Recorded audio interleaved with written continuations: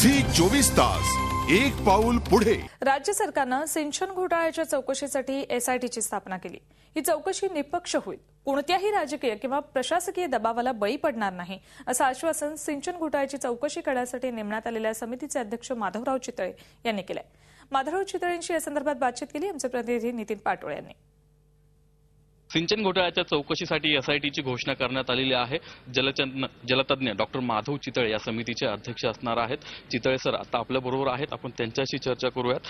Sir, पहिला प्रश्न, तुम्ही समितीचं अध्यक्षपद स्वीकारलं आहे का? तुम्हाला कधी चौकशी झाली होती अध्यक्षपद स्वीकारणार का म्हणून, आणि तुमचं कामकाजाचं स्वरूप तुमची कसं असणार, तुमच्या डोक्यात काय?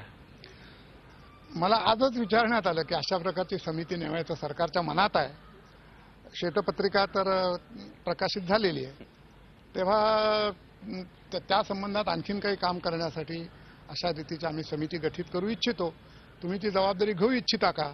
तेव्हा मी हो म्हटलेलं आहे।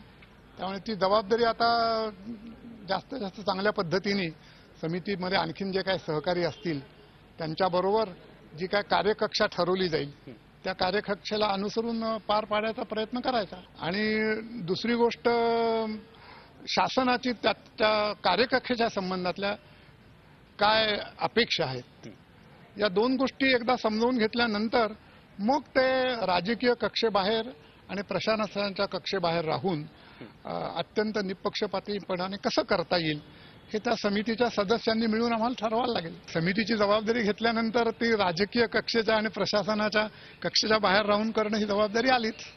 ती समिती सगळे मिळून आम्ही पार पाडायचा प्रयत्न करणार। धन्यवाद सर। हे होते डॉक्टर माधव चितळे सरांचं म्हणणं आहे की शासन जी कार्यकक्षा ठरवून देईल ती कार्यकक्षा एकदा स्पष्ट झाल्यानंतर, सदस्य स्पष्ट झाल्यानंतर त्यानंतरच समितीचं कामकाज पूर्ण होईल आणि अहवाल यायला किती कालावधी लागेल, काय निष्कर्ष असेल यावरती बोलता येईल। व्हिडिओ जर्नलिस्ट विकी कांबळेसह नितीन पाटोळे, झी 24 तास पुणे। झी 24 तास एक पाऊल पुढे।